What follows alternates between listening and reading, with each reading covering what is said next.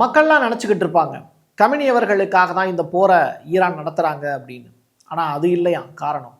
167 குழந்தைகளை கொன்ற இனப்படுகொலையாளன் நெதன்யாகுவுக்கு எதிராகவும் அவரை தட்டி கொடுத்து இந்த போரை நடத்தி கொண்டிருக்கக்கூடிய ஏகாதிபத்திய அரசின் கதாநாயகன் ட்ரம்ப்புக்கு எதிராகவும் தான் இந்த போர் அப்படின்னு ஒரு வீடியோ ஒன்றை வெளியிட்டிருக்காங்க ஈரான். இது ஏஐ தொடர்பான வீடியோ, ரொம்ப உணர்வுபூர்வமான வீடியோவாக இருக்குது. அது ஒரு குழந்தையினுடைய பேக்கில் இருந்து ஆரம்பிக்குது. அந்த வீடியோ காட்சிகளை நான் உங்களுக்கு காண்பிக்கிறேன். இன்னொரு புறம் நம்மெல்லாம் பனிக்கட்டி மழை பார்த்துருப்பீங்க, ஆலங்கட்டி மழை பார்த்துருப்பீங்க, ஏன் தவளை மழை கூட பெஞ்சிருக்கு இதே உலகத்தில். ஆனால் கச்சா எண்ணெய் மழை கேள்விப்பட்டிருக்கீங்களா? ஈரானில் பெஞ்சுக்கிட்டு இருக்கு. எதனால் இப்படி கச்சா எண்ணெய் மழை பெய்வதற்கான காரணம் என்ன அப்படின்னு சொல்லிட்டு ஒரு கேள்வி இருக்குல்ல. அதற்கான காரணம் அமெரிக்காங்கிற அந்த புண்ணியவான் தான். என்ன செஞ்சுருக்காங்க அப்படிங்கிற டீட்டெயில் ரிப்போர்ட்டு வித் வீடியோவோட. இது எல்லாத்தையும் தாண்டி டெல்லவீவனுடைய ஏர்போர்ட் அப்படிங்கிறது பற்றி எரியுது. அதெல்லாம் விட முக்கியமாக ஒரு 200 இஸ்ரேலியர்கள் பயந்து போய் ஒரு கட்டடத்துக்குள்ளே ஒளிகிறாங்க. அவங்க ஒளிஞ்ச இடமா பார்த்து இஸ்ரேல் அடின்னு அடித்து துவம்சம் பண்ணியிருக்காங்க. இதுவரைக்கும் பிளாஸ்ட் அப்படிங்கிற வார்த்தையை நீங்கள் கேள்விப்பட்டிருப்பீங்கல்ல. அந்த பிளாஸ்ட்லேயே பூம் பூம் பூம் அப்படின்னு நீங்கள் சொல்லிகிட்டே போகலாம், ஸ்கொயர் பண்ணலாம், ட்ரிபிள் ஆக்கலாம். அந்த மாதிரியான ஒரு காட்சி அது. டீட்டெயிலாக பேசுவோமா?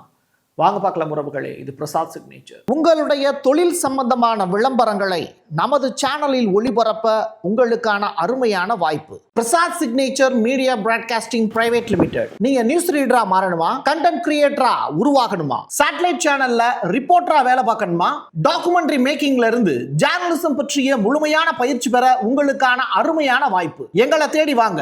ஆன்லைன் மற்றும் நேரடி பயிற்சி வகுப்புகளும் சர்டிபிகேட் கோர்ஸாவே கத்துத்தரும். மீடியா துறையில் 10 ஆண்டுகளுக்கு மேல அனுபவம் உள்ளவர்கள் பயிற்சி கொடுப்பார்கள். வாய்ஸ் ஓவர் தொடங்கி வாய்ஸ்லெஸ் பீப்புளுக்காக உங்களை சிறந்த ஜேர்னலிஸ்டா உருவாக்க வேண்டியது எங்களோட பொறுப்பு. ஸ்கூல்ஸ் அண்ட் காலேஜஸ்ல ஜூனியர் ஜேர்னலிஸ்ட்ங்கிற பேர்ல ஒர்க் ஷாப்பும் கண்டக்ட் பண்ணி கொடுக்கிறோம். மோட்டிவேஷனல் ஸ்பீக்கரா கடந்த 15 ஆண்டுகளா கல்வி நிறுவனங்களுக்கு நிகழ்ச்சிகளும் நடத்தி தரோம்.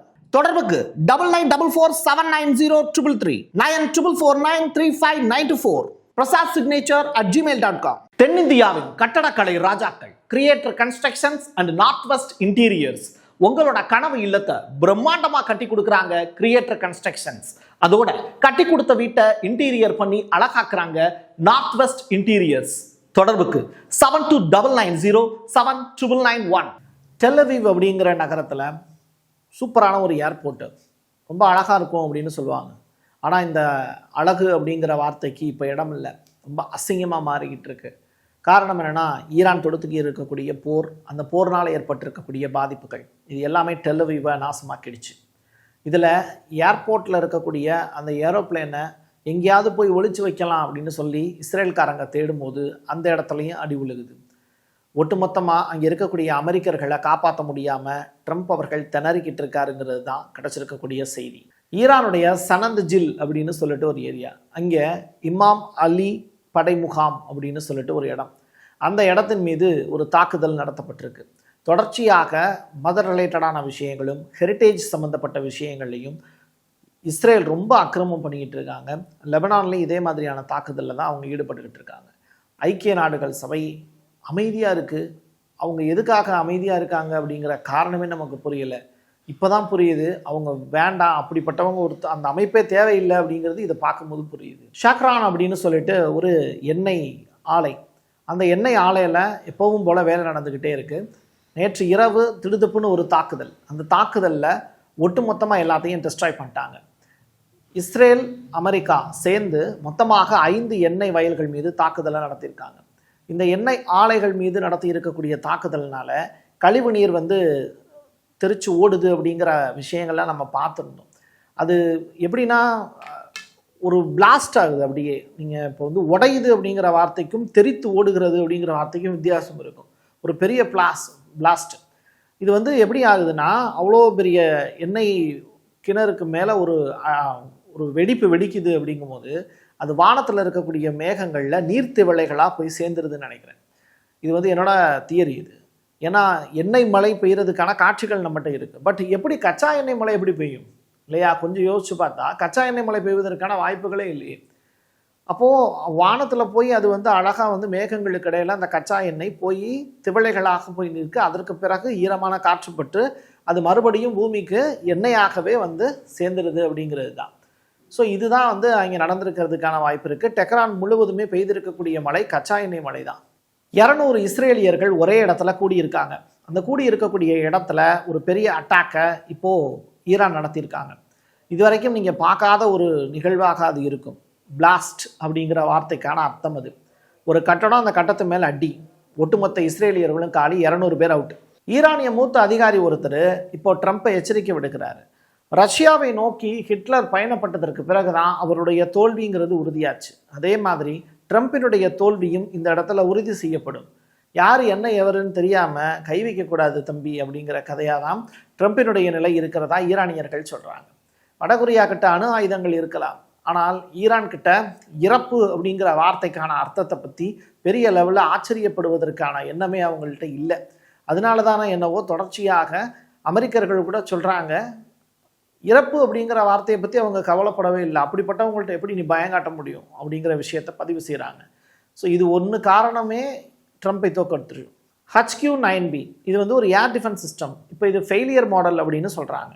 ஏன்னா ஈரான்கிட்ட சீனாவினுடைய ஆயுதங்கள் இந்த ஏர் டிஃபென்ஸ் சிஸ்டம் இருக்குது. அதில் தொடர்ச்சியாக அடி உளுந்துக்கிட்டே இருந்தது. இதை பார்த்துக்கிட்டு இருக்கக்கூடிய ஈரான், என்னப்பா இது நமத்து போன பட்டாசு மாதிரி இருக்குது உன்னோடது அப்படின்னு சொல்லிட்டாங்க. இதை கேள்விப்பட்ட மொராக்கோ அப்படிங்கிற நாடு 3 HQ-9B அப்படிங்கிறத வாங்குறதுக்கு ஆர்டர் போட்டிருந்தாங்க. இப்போது அந்த ப்ராஜெக்டையே மொராக்கோ நிறுத்தி வச்சுருக்காங்க. ஸோ சீனா வந்து வாலண்டியராக இப்போ என்ன பண்ணுறாங்க, ஒரு ஆயுதம் தானே போச்சு, நான் இன்னும் இருக்கத்தானே செய்கிறேன், நான் என்ட்ராகிறேன்னு சொல்லி இப்போ களத்தில் குதிச்சிருக்காங்க. ஈரான் அரசுக்கிட்டையும் பெஜஸ்கியான் கிட்டையும் டைரெக்டாக அவங்க பேசியிருக்காங்க. இதுக்கு முன்னாடி பேசினது ஃபாரின் மினிஸ்ட்ரி சைட்லேருந்து பேசியிருக்காங்க. அதிபர்களுக்கு இடையில் 2 பேரும் பேசுகிறது இதுதான் முதல் முறை.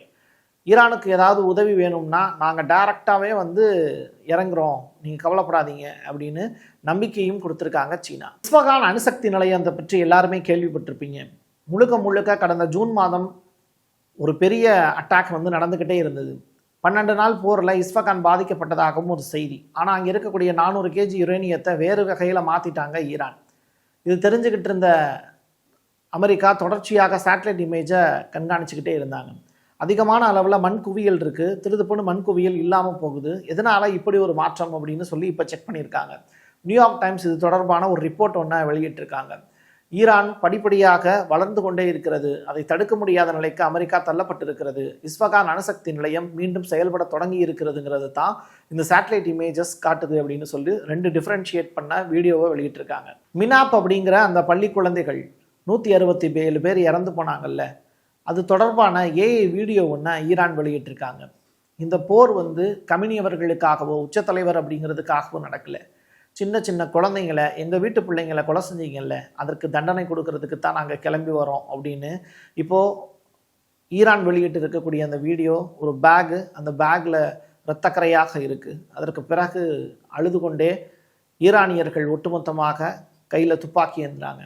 தொடர்ச்சியாக இனப்படுகொலையாளர் நெதன்யாவுக்கு எதிராகவும் ஏகாதிபத்திய கதாநாயகனாக இருக்கக்கூடிய ட்ரம்ப்புக்கு எதிராகவும் அவங்க நடத்தக்கூடிய போர் கடைசியாக USS ஆப்ரஹாம் கப்பலை சிதைக்கிறதோடு அந்த வீடியோ முடியுது. லாஸ்ட்டில் அந்த பேக்கோட நிப்பாட்டுறாங்க. இன்னமும் அந்த சோகம் அப்படிங்கிறது அவங்கள விட்டு போகலை, அது காலத்துக்கும் மறையாது. அப்படிப்பட்ட ஒரு சோக நிகழ்வை வைராக்கியமாக எடுத்துக்கொண்டு இன்றைக்கி இந்த போரை நடத்திக்கிட்டு இருக்காங்கன்னா ஈரான் ஜெயிக்கிறதுக்கான வாய்ப்பு தான் அதிகமோ அப்படின்னு தோணுது. இந்த 7 நாள் போரில் ஈரானுக்கு கிடைத்த வெற்றி அப்படிங்கிறது அமெரிக்காவினுடைய பயம்தான். அமெரிக்காவினுடைய பிரசிடெண்ட் டொனால்டு ட்ரம்ப் அவர்கள் குர்திஸ்தான் அப்படிங்கிற நாட்டு கேட்டு போராடிக்கிட்டு இருக்கக்கூடிய குர்துகளை கூப்பிட்டுருந்தாங்க. கிரவுண்டு இன்வேஷன் அப்படிங்கிற ஒரு விஷயத்தை நடத்திடலாம் அப்படின்னு. இதில் இந்த தரைப்படை மூவ் ஆகிறதுல ட்ரம்ப்புக்கு விருப்பம் இல்லை. அதனால் தன்னுடைய தரைப்படையும் நிப்பாட்டி வச்சுருக்காரு, இந்த குர்துகளுடைய அணிவகுப்பையும் நிப்பாட்டி வச்சுருக்காரு. அதுக்கான காரணம் என்னென்னா, குர்துகள் வாலண்டியராக இதில் போருக்கு ரெடியாக இல்லை அப்படிங்கிறது தான். அதனால் இப்போ அந்த போரை நிறுத்தி வச்சுருக்காரு. நீ இது வரைக்கும் எனக்கு போராடினது போதும், இனிமேலும் ஒன்றும் பண்ண வேண்டாம், நீ போய் ஓரமாக போய் உட்காருப்பா, நான் அப்புறமாட்டி கூப்பிட்றேன் அப்படின்னு சொல்லி கபடியில் ஆள் பத்தலை அப்படிங்கிறதுக்காக வீரர்களை எடுத்து அவன் ஒழுங்காக விடாமல் எல்லாத்தையும் பிடிச்சி இழுத்து போட்டுருவான்ல, அந்த மாதிரியான கதை தான் குர்துகளுடைய நிலை. ஸோ ஈராக்லேயே நீ உட்காருப்பான்ட்டாங்க. ஆபரேஷன் எபிக் ஃபியூரி இதில் அமெரிக்காவுக்கு ஒரே வாரத்தில் 7 நாளில் எவ்வளவு நட்டமாயிருக்கும்னு நினைக்கிறீங்க? இது தொடர்பாக ஒரு ரிப்போர்ட் ஒன்று வெளியாயிருக்கு. NYT, அதாவது இந்த நியூயார்க் டைம்ஸ் அப்படிங்கிற பத்திரிகையும் மிரர் அப்படிங்கிற அந்த டிவி சேனலும் ஒன்றாக இணைந்து ஒரு ஆய்வு கட்டுரை வெளியிட்டிருக்காங்க. அதில் $6 பில்லியன் அளவிற்கு அமெரிக்காவுக்கு நட்டம் ஏற்பட்டிருக்கு அப்படின்னு. இதில் ஏர் டிஃபென்ஸ் சிஸ்டத்தை பாதுகாக்கிறதுக்கு மட்டுமே அவங்க $4 பில்லியன் அளவிற்கு செலவு பண்ணியிருக்காங்கன்னு. பத்தாததுக்கு உக்ரைன்கிட்ட இருந்து வேற ஆயுதங்கள் வாங்கியிருக்காங்க அப்படிங்கிறது தொடர்பான விவரங்கள். எது எப்படியோ உக்ரைனுக்கும் ரஷ்யாவுக்கும் இடையில நடக்கக்கூடிய போர் அப்படிங்கிறத இப்போ தெளிவாக ட்ரம்ப்பும் புட்டினும் போடப்பட்டிருக்கக்கூடிய அக்ரிமெண்டின் அடிப்படையில் நிப்பாட்டி வச்சுருக்காங்க. இப்போ அது தொடர்பான செய்திகளை நீங்கள் பார்த்துருக்கவே மாட்டீங்க, கவனிச்சிங்களா? ஸோ இது எல்லாமே பக்கா பிளானாக இருக்குது. தயாரிக்கக்கூடிய ஆயுதங்களை சோதனை களத்தில் போய் போட்டு அதன் மூலிமா பிஸ்னஸ் மேனை வர வச்சு பெரிய வியாபாரம் பார்க்குறது தான் அமெரிக்காவுக்கும் ரஷ்யாவுக்கும் வேலை போல். அதில் பக்கடக்காய் முன்னாடி உக்ரைன் இருந்தது, இப்போது ஈரானை தேர்ந்தெடுத்திருக்காங்க. 1986 ஒரு நிகழ்வு ஒன்று நடந்தது. இஸ்ரேலிய கடற்படை வீரர் ஒருத்தர் லெபனானில் மாயமாயிட்டார். அவருடைய பாடி எப்படியாவது தேடி கண்டுபிடிக்கணும்னு இரவோடு இரவாக ஒரு பெரிய ஆப்ரேஷன் ஒன்று நடத்தினாங்க. இதில் லெபனானில் 41 உயிர்கள் பலியானாங்க, பொதுமக்கள். இப்போது அதுக்கப்புறம் ஹிஸ்புல்லா வெளியில் வந்தாங்க. ஹிஸ்புல்லா வெளியில் வந்ததற்கு பிறகு இஸ்ரேலுக்கு சிம்ம சொப்பனமாக இருந்தாங்க. அதற்கு பிறகு அமைதி பேச்சுவார்த்தையில் 2 பேரையும் அப்பப்போ ஆஃப் பண்ணி வச்சுருந்தாங்க. ஈரான் தான் அவங்களுக்கு ஆயுதங்கள் கொடுத்தாங்க. இப்போ அப்படிப்பட்ட ஹிஸ்புல்லா கிட்ட ஆயுதங்கள் இல்லை. இருந்தாலும் தொடர்ச்சியாக அவங்க போராடுவதற்கான வேலைகளை தொடங்கியிருக்காங்கங்கிற செய்தி வெளியாயிருக்கு. அவங்க ஹைப்பா நகரியா அப்படிங்கிற 2 நகரத்தில் இருந்து இப்போது அட்டாக் பண்ணியிருக்காங்க. இதில் 2 இஸ்ரேலிய வீரர்களுக்கு பாதிப்பு ஏற்பட்டிருக்கு அப்படிங்கிற செய்தி. பட் இது ஒன்றும் பெரிய செய்தி கிடையாது. காரணம் என்ன அப்படின்னா, ஹிஸ்புல்லாக்களுடைய செயல்பட முடியாத நிலை தான் இப்போதைக்கு இருக்குது. அவங்களுக்கு சிரியா வழியாக தான் ஆயுதங்களே போகும், எங்கள் லெபனானுக்கு. இப்போ சிரியா முழுக்க இஸ்ரேல் ப்ளஸ் அமெரிக்காவினுடைய கட்டுப்பாட்டில் இருக்குது. அல்சாரா தான் அங்கே பிரசிடெண்ட்டாக இருக்கார், அல்குய்தாவை வழிநடத்திக்கிட்டு இருந்தவர். இப்படிப்பட்ட நிலையில் முழுக்க சிரியா இப்போ அடிமை தேசமாக மாறிடுச்சு, ஈரானுக்கு சப்போர்ட்டாக இல்லை. ஸோ ரூட்டு அப்படிங்கிறது கட் செய்யப்பட்டிருக்கு. ஹிஸ்புல்லாவினுடைய செயல்பட முடியாத நிலை. பொதுமக்களாக கலந்துருக்காங்க. ஆனால் பொதுமக்கள் எப்படி அடி வாங்கிட்டு இருக்காங்களோ அதே மாதிரி ஹிஸ்புல்லாக்கள் போராடுறதுக்கு ஆயுதங்கள் இல்லாமல் இப்போ அமைதியாகவே இருக்காங்க. இதில் இஸ்ரேல் என்ன பண்ணுறாங்கன்னா, ஈரானுடைய கோபத்தை தூண்டுவதற்காக தொடர்ச்சியாக லெபனான் மீது இப்போ அட்டாக் செஞ்சுக்கிட்டு இருக்காங்கிறது தான் கடந்த கால வரலாறுகளை புரட்டி பார்க்கும்போது நம்ம புரிஞ்சுக்க வேண்டிய உண்மை. ஆயுதங்கள் இல்லாமல் இங்கே களத்தில் வேலை செய்ய முடியாது. அதே நேரத்தில் மிலிட்ரி ஆப்ரேஷன் சொல்லிட்டு மக்களால் தேர்ந்தெடுக்கப்பட்ட அரசுகள் இங்கு தொடர்ச்சியாக மற்ற நாடுகளை அடிமைப்படுத்தி அங்கே இருக்கக்கூடிய எண்ணெய் வளத்தை சுரண்ட நினைப்பது ஒரு காலத்தில் ஈராக்கில் நடந்தது, ஆப்கானிஸ்தானில் நடந்தது, ஏன் வியட்நாமில் நடந்தது. இப்படி ஒவ்வொரு தேசம் முழுவதும் நடந்து கொண்டு இருக்கக்கூடிய இந்த சர்வாதிகாரத்துக்கு எதிரான போராட்டங்களில் அடுத்ததாக கியூபாவும் இணைய போகுதுங்கிற பயமும் இருக்குது. எது எப்படியோ நடப்பதெல்லாம் நல்லவையாக இருக்கட்டும். ஆனால் மக்கள் தங்களுடைய உயிரை பாதுகாத்துக் கொள்வது மிக மிக அவசியம். தொலைதூரத்தில் எங்கெங்கேயோ இருந்து நம்முடைய வீடியோக்களை பார்க்குறீங்க, அதை கொண்டாடுறீங்க, உண்மையான தகவல்கள் அப்படின்னு சொல்கிறீங்க. நினைக்கும் போது கூடுதல் பொறுப்பு தான் என்னுடைய தலைமையில் உட்காந்துருக்கு. அந்த பொறுப்பை உணர்ந்து நிச்சயமாக மக்களுக்காக தொடர்ந்து பேசுவோம் அப்படிங்கிறதையும் இந்த இடத்துல நான் பதிவு செய்கிறேன். ஏன்னு கேட்குறீங்களா? என் கையெழுத்து என் மக்களுக்கானது.